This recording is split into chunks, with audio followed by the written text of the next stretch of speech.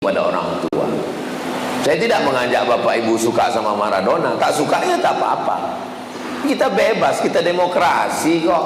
Tapi jangan caci maki, sumpah serapah, ejek mengejek, bully membuli. Begitu juga dalam hal masalah pilkada ini, jangan, beda biasa. Tapi jangan caci maki, sumpah serapah. Kalaupun ngejek, hati-hati juga. Ini survei kan udah 35%. Susah mengejarnya. Kalaupun ngejek, ya sekedarnya aja lah. Susah nanti memperbaiki hubungan kita. Saudaraku yang dimuliakan Allah Subhanahu wa taala. Jadi masalah orang tua, mudah-mudahan anak-anak kita ini semua anak-anak yang berbakti kepada orang tua, insyaallah. Amin. Yang ketiga, yang dosa terbesar itu adalah qatlun nafsi, membunuh, benci, sakit hati sama orang, sewa preman, tabrak, mati, kecelakaan, padahal membunuh. Sakit hati sama orang, pergi ke dukun, santet, dibunuh pakai jin. Jin bisa membunuh. Sahabat Nabi ada yang meninggal dibunuh jin, namanya Sa'ad bin Ubadah, dibunuh jin di dalam toilet. Memang udah sampai ajalnya, mati syahid. Kita sebelum masuk ke toilet, Allahumma inni a'udzubika minal khubusi wal khaba'is. Begitu kita bacakan Allahumma inni a'udzubika, maka langsung badan kita itu dipasang Allah penutup, sehingga jin setan yang ada di toilet itu tak bisa menengok kita. Saya pergi ke stasiun kereta api Pring Sewu. Bahasa Jawa sewu itu artinya apa? Sibu. Sewu, sibu. Pring Sewu, stasiun kereta api 1000 kamar yang ada di Semarang. Sampai di atas, kereta api ini punya Belanda. Sampai di atas saya ditunjukkan sama gaetnya, Ustadz Somad, ini ruangan jenderal Belanda. Toiletnya di luar. Jadi rupanya Belanda itu dulu tahu toilet itu tempat setan, dibuatnya jauh-jauh. Itu beda orang dulu sama orang sekarang. Orang dulu makannya di rumah, buang air besarnya di luar. Orang sekarang makannya di luar, buang air besarnya di kamar. Ustaz Somad ini ngomong gitu macam toilet dia tidak di rumah aja. Toilet saya di rumah, tapi ada dindingnya, ada pintunya, ditutup. Mau tidur malam ditutup, baca doa. Mau masuk ke dalam, Allahumma inni a'udzubika minal khubuthi wal khaba'is, dipasang Allah semacam protek pelindung, tertutup badan kita ini semua. Jadi orang yang tak baca doa Allahumma inni a'udzubika minal khubuthi wal khaba'is, masuk ke toilet, ditengok jin, ditengok hantu, ditengok setan. Syukur-syukur setan itu kalau cuma nengok. Kalau dia streaming, hidupkannya kamera, ditonton semua sama kawan-kawannya. Masa setan itu canggih juga, punya handphone macam kita Pak Ustaz. Baca buku Isa Daud dari Mesir, judulnya Al-Hiwar Ma'ajinnil Muslim. Teknologi jin lebih canggih daripada teknologi zaman kita sekarang. Mana buktinya? Jin Ifrit sanggup memindahkan kursi Balqis dari Yaman ke Palestina sebelum Nabi Sulaiman berdiri. Kata Nabi Sulaiman, ayyukum ya'tini bi'arsyiha qabla an ya'tuni. Siapa yang sanggup membawa kursi Balqis dari Yaman ke Palestina 3000 km sebelum Ratu Bilqis sampai? Apa kata jin Ifrit? Ana atika bi qabla an taquma min maqamik. Aku bisa memindahkan kursi Balqis dari Yaman ke Palestina sebelum kau tegak dari tempat duduk. Tegak dari tempat duduk itu berapa detik? 5 detik kalau tak kena osteoporosis. Cobalah tegak 1, 2, 3, 4, 5, pindah kursi Balqis. Ada sekarang orang yang bisa memindahkan ini 5 detik ke Palestina? Tak ada. Kalau ada, kita minta jasa dia memindahkan supaya Benyamin Netanyahu itu pindah ke Damai Langgeng. Sampai sini baru kita gulai dia, asam pode. Uququl walidain, durhaka pada orang tua yang keempat. Pertama, syirik. kedua durhaka orang tua, yang ketiga membunuh, yang keempat syahadatuz zur, kesaksian palsu. Jangan bersaksi palsu. Saya nggak pernah bersaksi palsu, Pak Ustaz. Orang kalau sudah disebut saksi palsu, bayangan dia di pengadilan, ditanya hakim, apakah saudara melihat peristiwa ini? Saya melihat, Pak Hakim. Padahal dia tak menengok. Jangan lupa, kita bersaksi palsu ini bukan di pengadilan. Bersaksi palsu di mana? Di masjid. Di masjid kita bersaksi palsu. Berdirilah keluarga ahli waris. Apakah jenazah ini baik? Baik. Kau sudah memberikan kesaksian palsu. Bukan kau kenal siapa dia. Tak koruptornya dia, tak makan haramnya dia. Saya kalau ditanya jamaah, dan saya belum pernah seumur-umur menjebak jamaah. Saya kalau ditanya orang, apakah jenazah ini baik? Aku tak tahu. Mana kita tahu? Tapi kalau orang itu baik, memang saya bersaksi. Beberapa jenazah saya tulis di Instagram, aku bersaksi orang ini baik. Kita bersaksi. Ada hadisnya tentang bersaksi jenazah ini, ada hadis sahihnya. Lewat jenazah, waktu lewat jenazah, orang memuji, dia orang baik, dia orang baik, dia orang baik. Apa kata Nabi? Antum syuhada'ullahu 'alal ard, kalian saksi-saksi Allah di atas muka bumi, wajib dia masuk surga.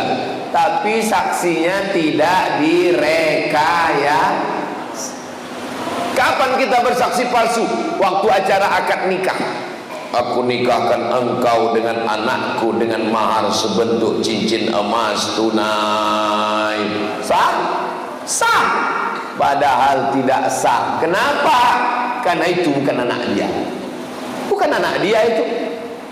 Kok tahu Ustaz bukan anak dia? Nikahnya Januari, lahirnya Mei. Mana ada hamil 5 bulan? 9 bulan 10 hari baru lahir. Kenapa pula nikah Januari, lahir Mei? Pas ditanya berapa bulan lahir? 5 bulan. Kok cepat kali? Ini edisi minimalis. Mana bisa? Itu bukan anak kau. Ini sudah tes DNA ke Singapura, Pak Ustaz. Darahnya sama. DNA tak laku dalam nasab. Wah.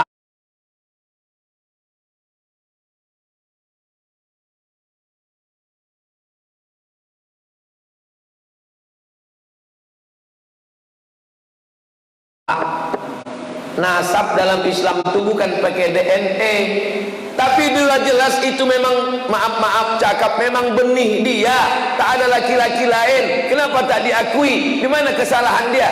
Kesalahan dia satu, mencoblos sebelum hari H.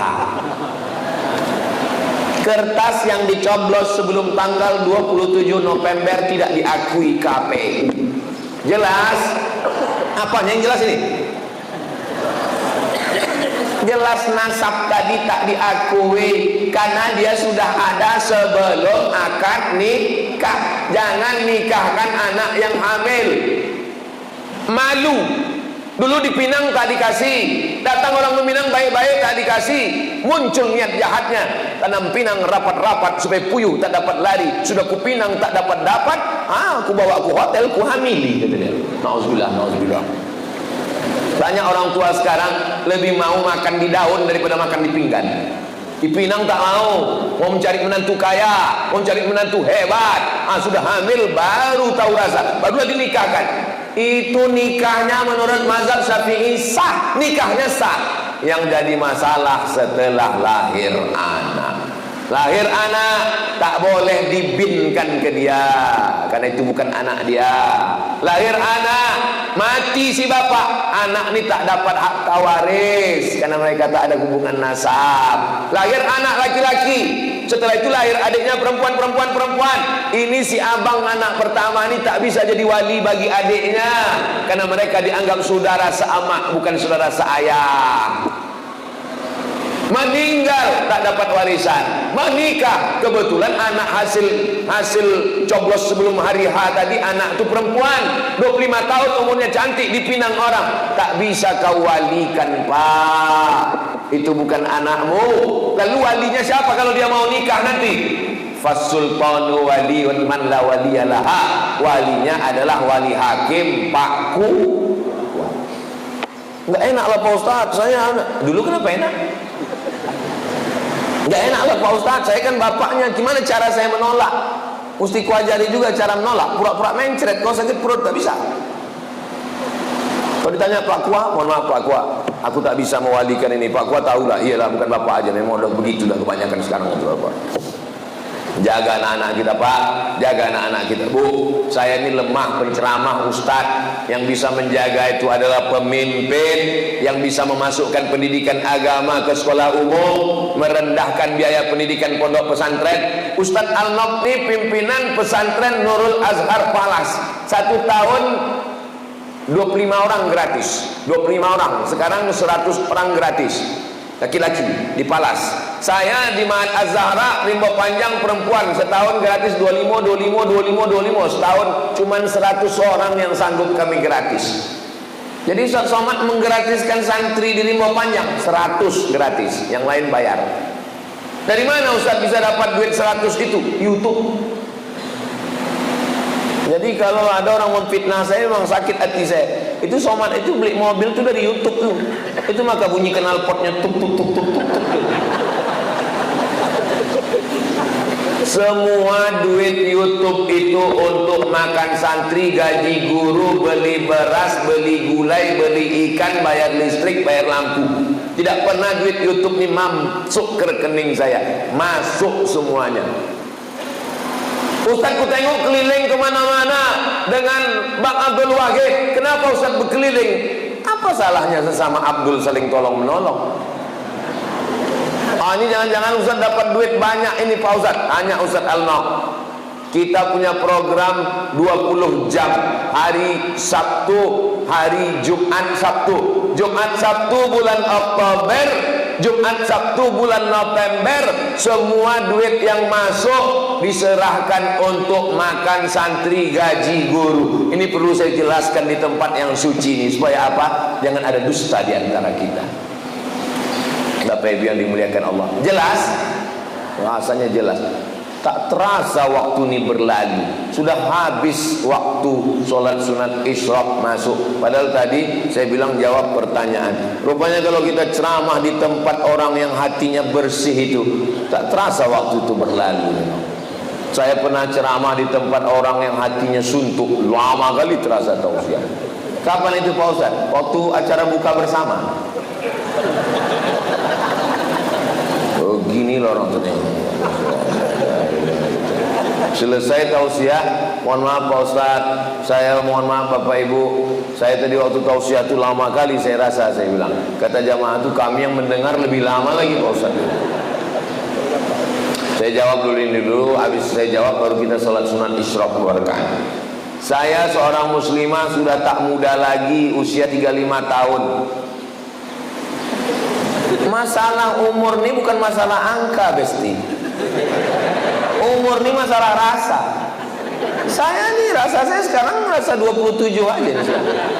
Beberapa bulan yang lalu datang seorang laki-laki berusia 28 tahun, ingin menjalani hubungan serius dengan saya. Kalau memang dia serius, jangan cuma berani bawa mawar, tapi berani bawa mahar. Saya selidiki laki tersebut, ternyata pekerjaannya seorang pembeli berondolan sawit. Mantap. Dan dia mau sholat tapi belum 5 waktu. Tambah. Kemudian pas hari Jumat beliau saya WA di waktu sholat Jumat, dan dia menjawab WA saya, dan kita chattingan sepanjang waktu sholat Jumat. Jangan terima lagi. Sedang Tuhan aja dia khianati, apalagi kamu. Dan saya menolak beliau dengan alasan perbedaan usia yang jauh. Masalah umur tak masalah. Nabi Muhammad dengan Khadijah jauh 15 tahun, tak apa-apa. Dalam hati saya karena pekerjaan beliau yang saya ragu kehalalannya,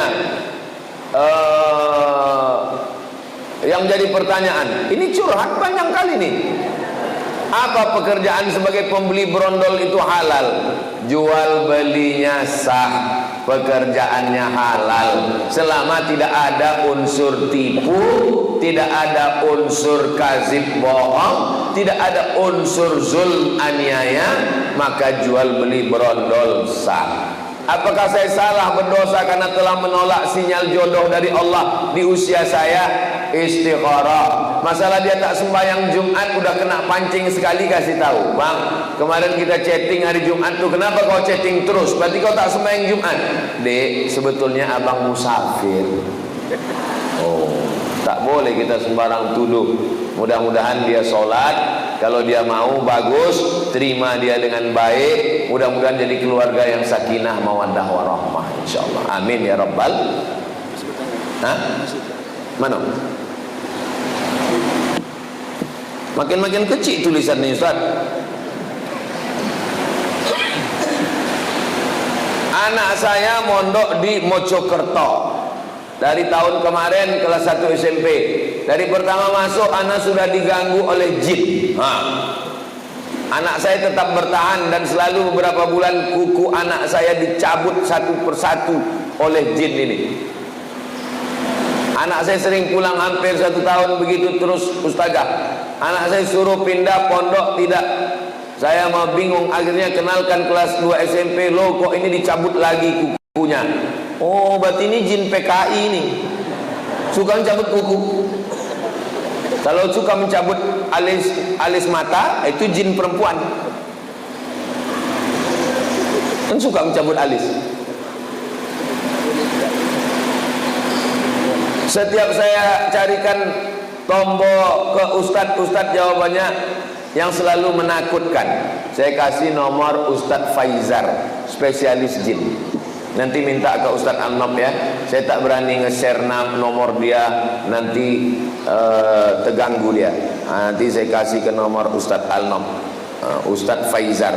Saya buat biar tak susah mencari nama Ustadz Faizar ini. Saya buat di sini Ustadz Jin. Ustadz Jin. Tengok Ustadz Jin. Itu Ustadz. Kasih ke ibu nih Ustadz, nama Ustadz Faizar Jin. Ada lagi pertanyaan tadi? Udah catat nama. Catat. Nanti kirim ke ibu tuh nomor Ustadz Faizal. Bolehkah berhajat ingin rumah cepat terjual ditebus dengan puasa? Oh, jadi kalau rumah terjual puasa, kalau tak laku-laku tak puasa-puasa. Itu namanya nazar. Nazar itu membuat amalan sunat menjadi wajib. Nazar namanya. Aku bernazar, nanti kalau begini-begini aku akan, kalau lulus anakku ini PNS aku akan berkurban, kalau tak lulus aku tak berkurban sampai mati. Itu merajuk namanya. Hukum asal nazar itu boleh, tapi kata Nabi nazar itu untuk orang yang pelit. Pelit dia tak mau bersedekah, maka diikatnya dengan nazar.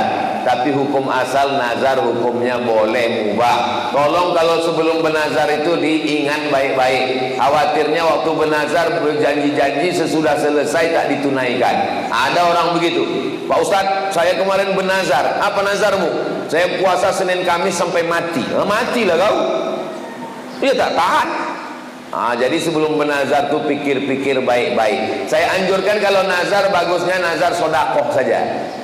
Karena kalau puasa Nabi Daud bernazar, pula puasa Nabi Daud sampai mati. Oh, sebelum mati kita duluan. Kita sibuk. Jadi sebelum bernazar itu pikirkan baik. Kalau nazar sodakoh, ini bagus. Ada lagi pertanyaan Ustaz Al-Nob? Apakah cerita Sa'ban dan Sa'labah itu termasuk hadis palsu, Pak Ustaz? Hadis palsu. Usah diriwayatkan lagi, usah disebar-sebarkan lagi. Man kadzdzaba alayya muta'ammidan, siapa yang berdusta kepadaku secara sengaja, falyatabawa maq'adahu minan nar, siapkanlah tempat duduk dari api neraka. Jadi kalau ada penceramah meriwayatkan hadis palsu, satu hari sekali, sebulan booking 30 kursi di neraka jahanam. Hati-hati meriwayatkan hadis. Kalau tak betul-betul sahih, tanyakan kepada ahlinya. Mudah-mudahan kita selamat dunia akhirat insyaallah. Ini ada pertanyaan. Mana tadi pertanyaan Ustaz Al-Nob tadi mengirimkannya? Saya mengalami maaf cakap, keputihan terus menerus. Sebelum sholat saya bersihkan, dan ketika sholat keluar. Bagaimana Pak Ustadz? Laki-laki bisa mengalami namanya sulusul baul, baul kencing, sulusul rantai, sulusul baul kencing berantai, menetes tak putus-putus. Perempuan bisa mengalami dua. Pertama istihadah, darah tak putus-putus. Yang kedua cairan tak putus-putus. Maka cara mengatasinya bagaimana? Dibersihkan sebelum masuk waktu sholat. Pergi ke toilet, bersihkan.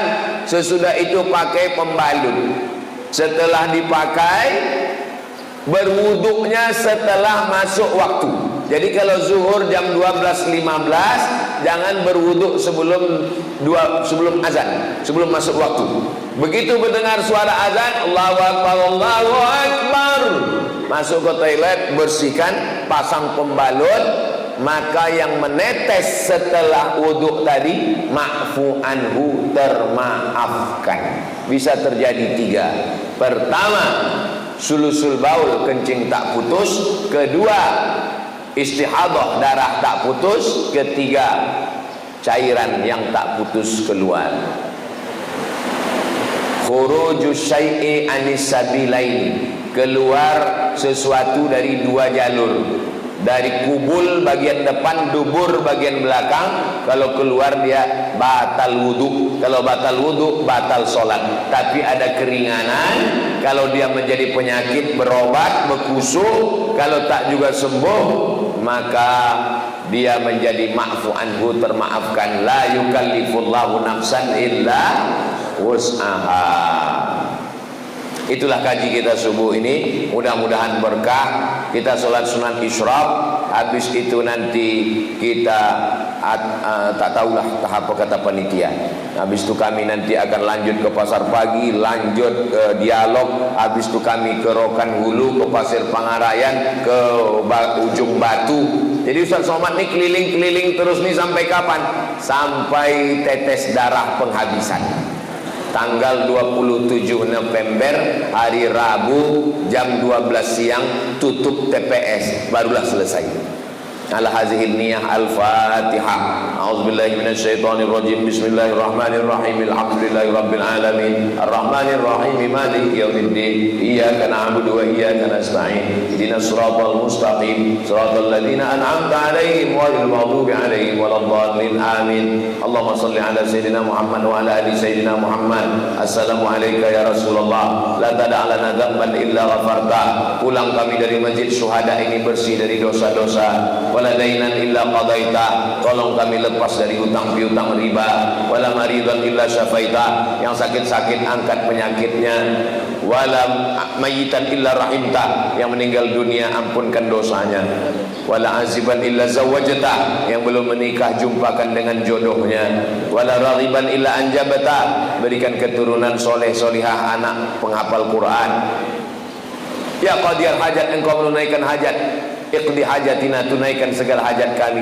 Allahumma rzuqna imaman adila, berikan riau pemimpin yang adil dan amanah, pemimpin yang takut kepada engkau ya Allah, pemimpin yang peduli kepada anak yatim, fakir miskin ya Allah. Rabbana taqabbal minna innaka antas samiul alim wa tub alaina innaka antat tawwabur rahim. Rabbana atina fid dunya hasanah wa fil akhirati hasanah